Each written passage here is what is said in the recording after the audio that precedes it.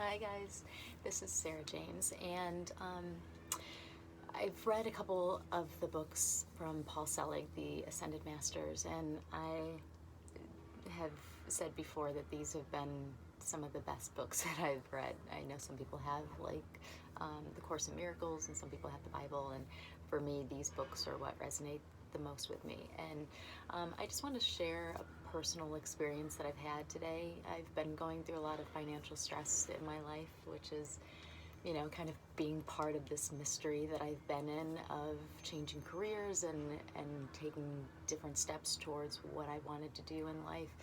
And it's been kind of scary in a lot of ways, and I'm still not sure exactly what that looks like. I have an idea of what I want to do, and there's all these things that I can think of that I want to do, and in a way it's almost become paralyzing to take a step in any definitive direction. So today I went to the vet, and I took my dog in to the vet, and I just didn't have the money in my bank account to pay for everything that needed to be done, which wasn't bad. I mean, it's not an emergency, you just need shots and stuff like that, but it was just more than what I had in my bank account. And I left there just kind of in this energy of like, kind of, this is bullshit.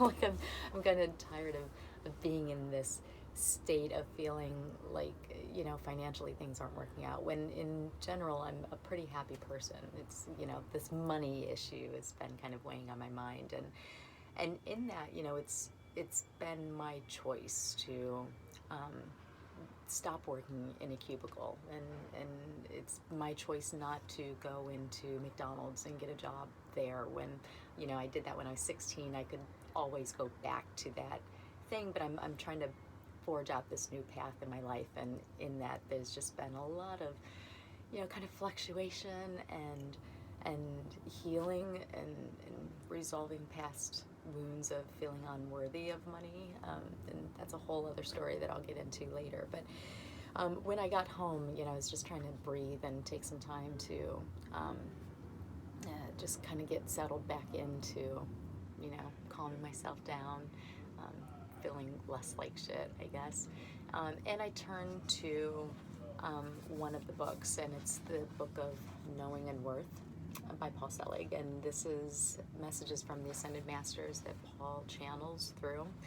And what I always do, I just ask my guides to send me the message that is needing to be heard in that moment, and no matter what I turn it to, it's always something that just speaks directly to me. So I wanted to share this chapter with you. I've read a couple other books, a couple other chapters in previous videos, and so I'm kind of jumping around a little bit, but that's okay. If you have this book, it's the book of Knowing and Worth, and the chapter is The Precipice, and it's chapter 5, and it's day 9. So, I've just been going through a lot of transformation, and in that, this is what's really helped me out, including a lot of different guides that I've been going through. But I wanted to read this chapter to you and see if it resonates with you as well in whatever stage of the journey you're going on or in right now. So this is called The Precipice. It's chapter 5, day 9. We would like you to know things about why you do what you do unconsciously, why you make choices that you don't understand, and why you don't consider the options that may be available to you if you learn to trust yourself in a true way. Many of you act on principle. This is the right thing to do, this is the wrong thing to do, but you do not consider that principles are inherited behavior. You do not ask yourself why you adhere to them because you were told not to ask. Now we are not telling you not to do things in a certain way that you have become accustomed to, but we are also telling you that you must know that when you act in principle without understanding why you are doing what you are doing, you are merely adhering to your history. Now we will explain this. When you have been told not to tell a lie, you don't tell a lie. You don't tell a lie because if you understand that you are creating interruption. We will ask you now to stop fighting this and allow the transmission to come as it wishes. We are the authors of this text. We have things to say, and we know what we want to say without interference. This is not a mandate. It's a decision we make that... Okay. I'm going to skip that part. Now today we are teaching you about principles and those things that you adhere to because you were taught as such. I will not tell a lie. When that is in your principle, is all well and good, but if you do not know why you adhere to this principle, you are acting pro forma, in obligation to your history. Now each of you knows things that are true. I am in a male body. I live in a house on Main Street. I have a child named Bill and a wife named Mary.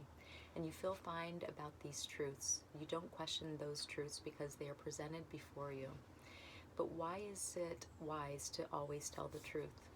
Why is it true to be in your worth regardless of what is said about you? Why do you adhere to these things without question? Now we will tell you one thing. You are the one choosing every day of your lives. And what you need to know to bring yourself forward will call to you. You claim and you say yes, and you allow it to be there. When you tell a lie, you are always frightened. We have said this many times. When someone tells you it is not right to tell a lie, they are probably telling you to behave. And that is a very different thing. To behave is to be in agreement with what people tell you you should be. And there is no merit there if it is not born in your integrity and in your worth. Those of you who decide that such and such is right and so is wrong because you have an idea about them are lying to yourselves. You are not the expert in others' worth, only to tell them that they are here because they are meant to be there.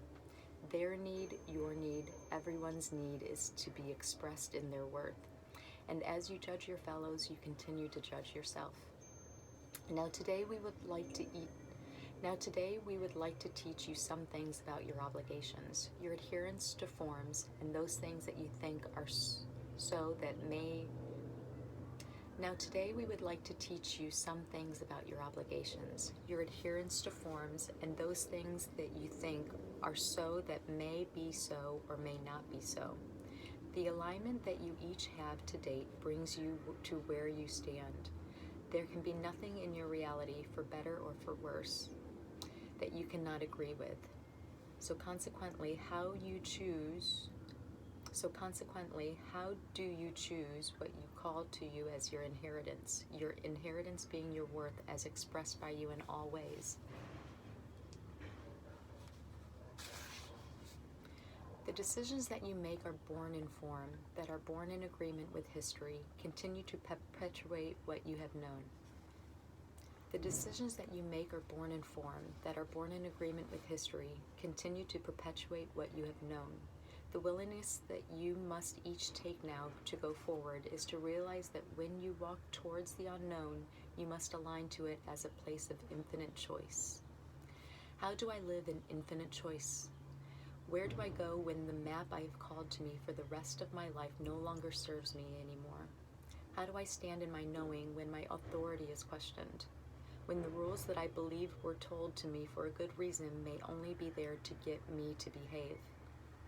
Now you ask yourself these questions and you lie to yourself when you pretend you don't know the answer. You know who you are. You are an aspect of the Creator manifested in form, and the decision to be this in actions, in your words, in your deeds, will claim you in your worth as the one who may know what she needs. What is infinite worth but a true statement of each man and woman as they are designed and protected by the light that they are? Paul is having issues today, and they are large issues. He is disassembling the channeling as it comes through him, and it makes it very difficult to transmit clearly.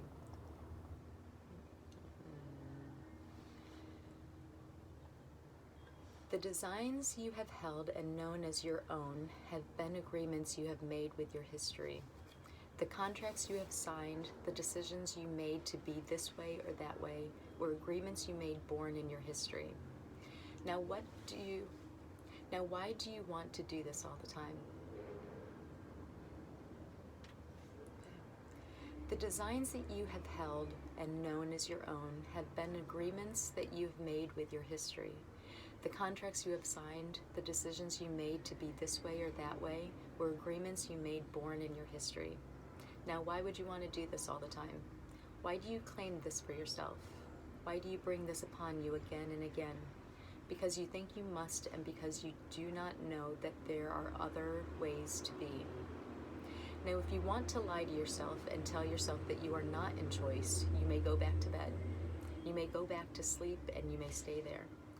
There is no reason to read further, but if you can align to the possibility, each and every one of you, that you stand at the precipice of a great change, of infinite possibility, the moment you are willing to relinquish who and what you thought you were supposed to be to become who and what you are, you will see that the cliff that you stand on the edge of is the launching pad for the rest of your life.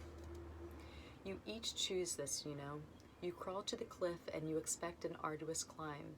Things are only as arduous as you make them. And if you don't want to climb, allow yourself to be lifted.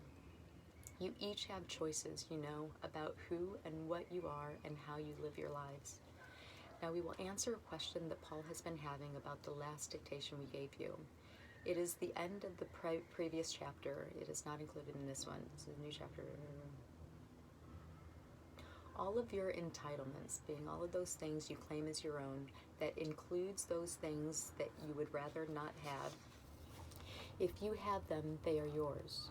If you claimed them, if you are willing to let them go, we will give you the opportunity to do so today, but it must be done in choice. We do not take things from you that you do not wish to hold. We can only help you let go. We can only help you let go so you may release of your own accord. Now you ask yourself, what things do I hold that I no longer cherish, that I no longer align to? And it should not be very hard to create a list of things that no longer serve you. It may not be an easy list to make, but you must understand that by making the list, you are giving yourself permission to see yourself and to see yourself clearly.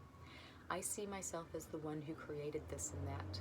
I see myself as cherishing this pain, as owning this decision that I made that I no longer want, that I am claiming my worth as the one who made the error so I may rectify the mistake. If you don't claim the error, how can you make a new choice?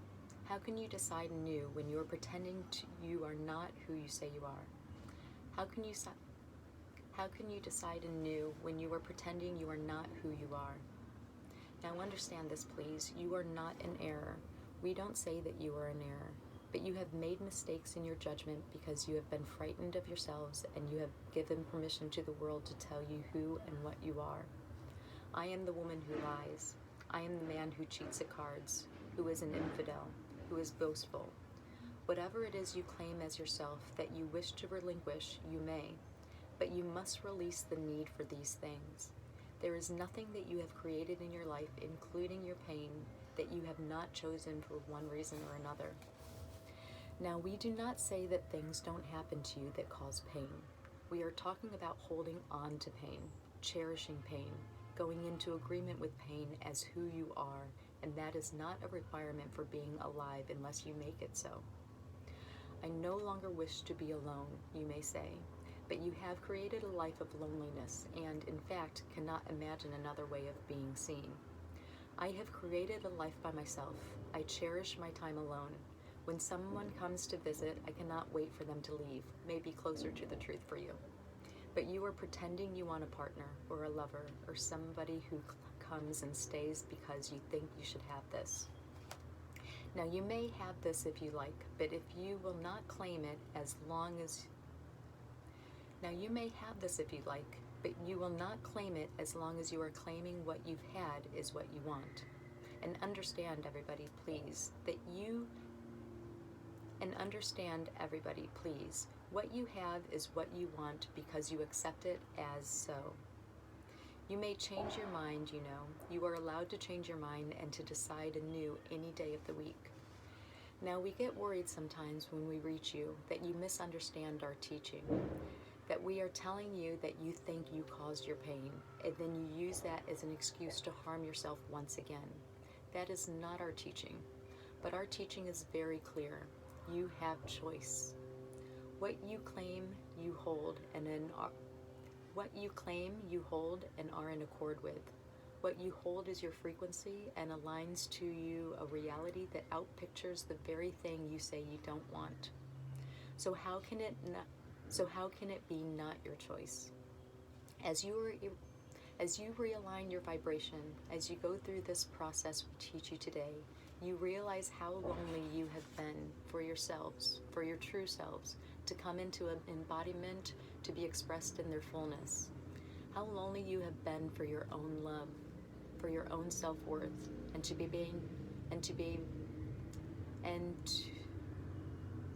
how lonely you have been for your own love, for your own self-worth to be made known to you. Can this be so? Of course. Can it be so now? Yes. It is so now. Yes.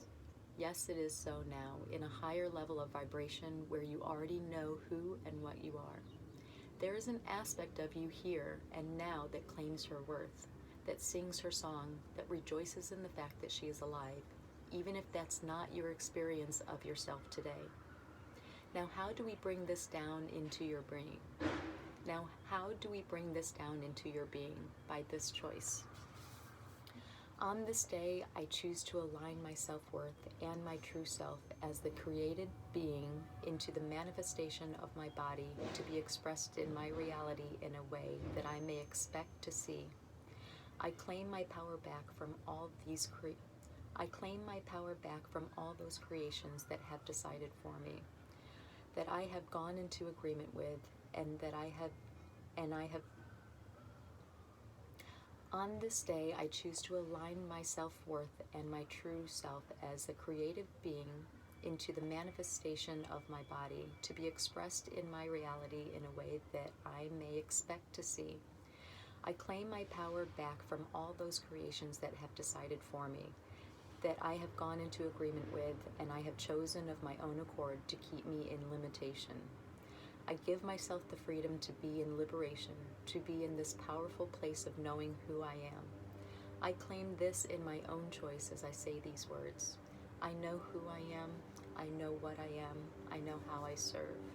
I am word through this intention. Word, I am word.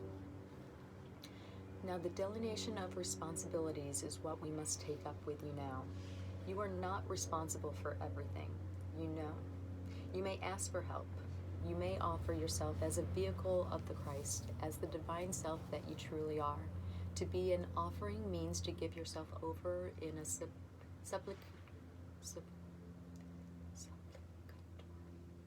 To be an offering means to give yourself over in a supplicatory. To be an offering means to give yourself over in a supplicatory way to the great power that is you, the manifestation of God that would be expressed through you. You are not bowing down to a statue. You are not paying penance for something you have done in the past.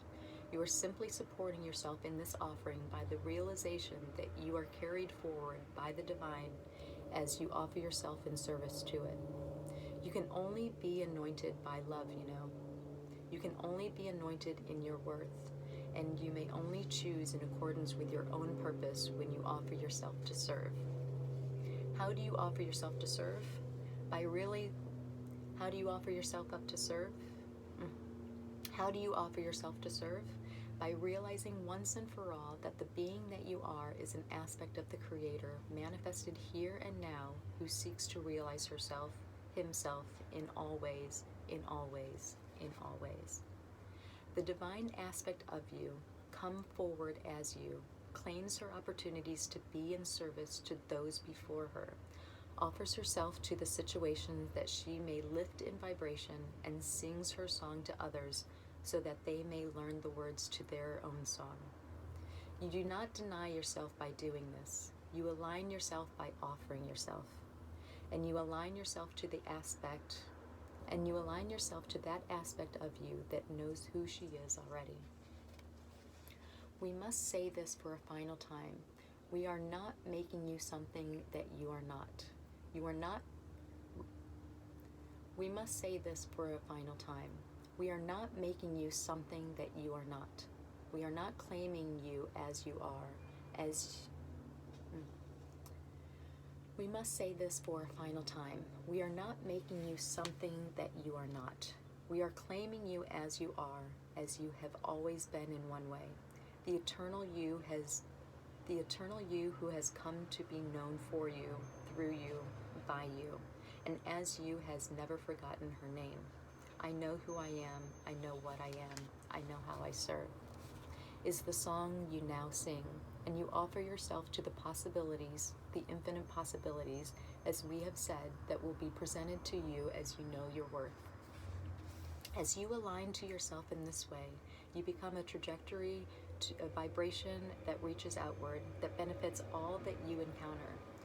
Through your actions, through your choices, and through your own liberation, you may shake the cages of everybody else so that they may know that they don't need to be in a cage anymore, and they will find their own key to open their own door through your presence. You don't have to tell anybody what to do. When you are operating in light and in high vibration, you are offering yourself to serve. The work is done through you in a way that is needed in every situation that you may encounter. Now you deny yourself your light. You pretend you are not worthy. The things that you believe that you have done may never be forgiven. The choices may never be rectified. But how can you say these words to yourself when they have brought you to this place of choice? And choice, we say, is always a free thing. When you have a choice, you are free. How can you deny yourself this choice you are making now? We spoke to you the last time we spoke about a mask that inhibited your true expression, and the beliefs that you hold that keep you in adherence to the past, the principles that you've accepted as laws that must now be questioned, the identity that you have claimed to appease others, to make yourself accepted by them, must be seen for what they are. A mask that you hold that precludes your beauty from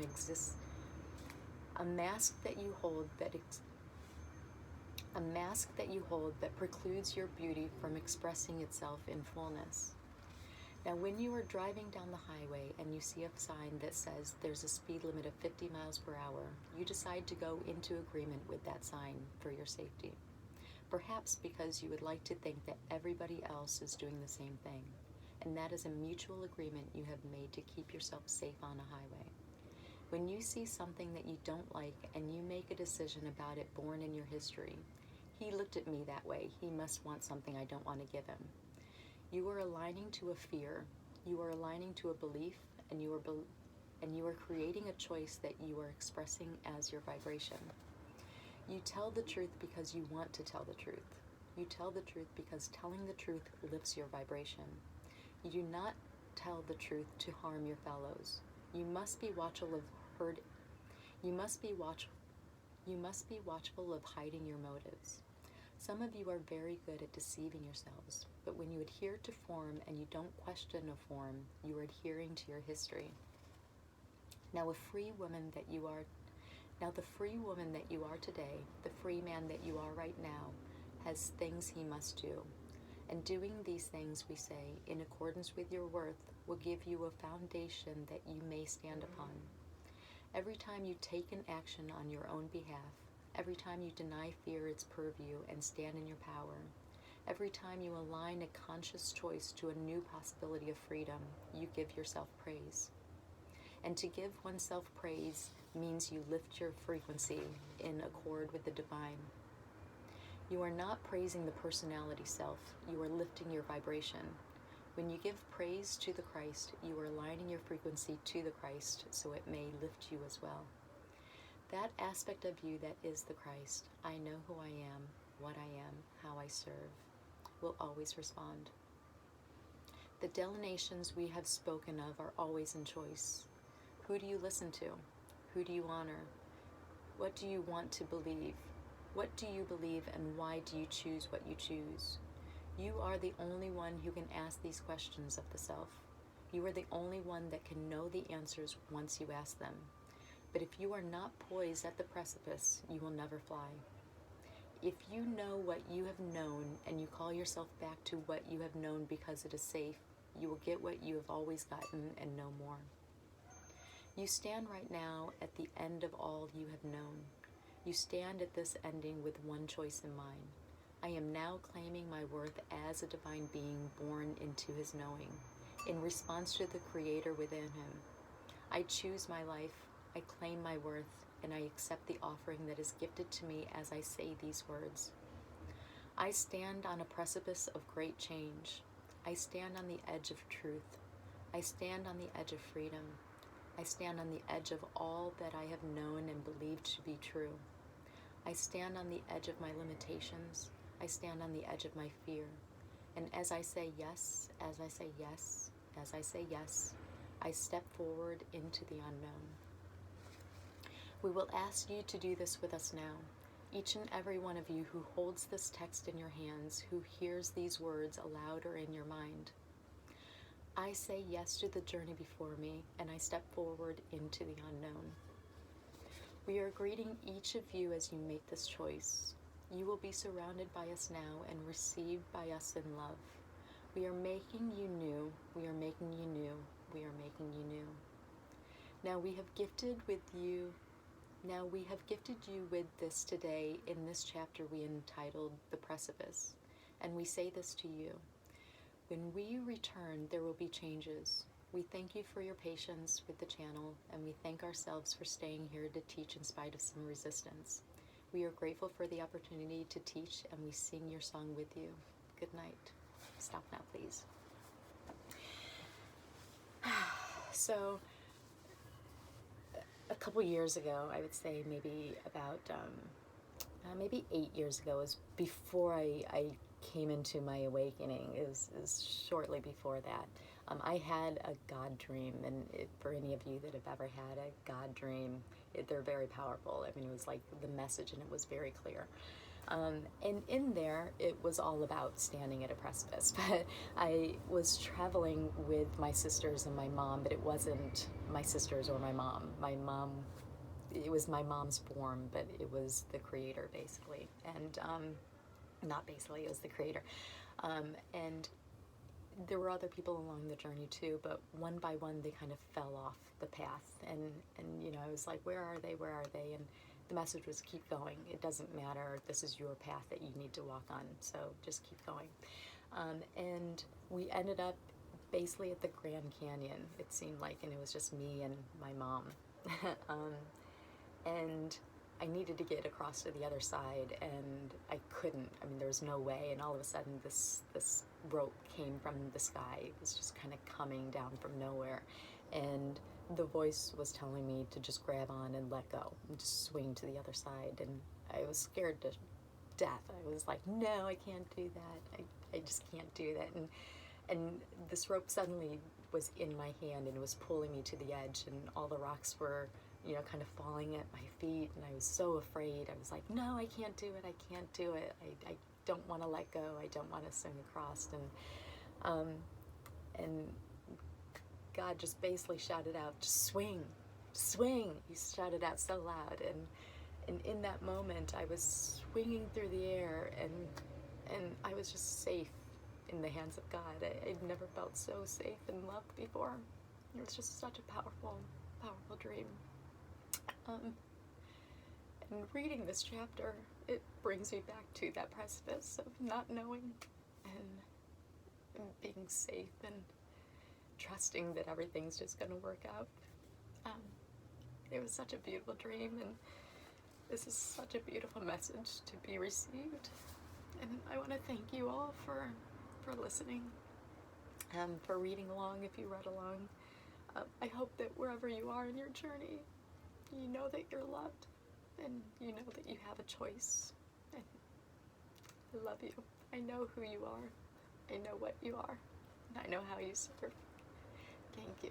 Thank you. Thank you.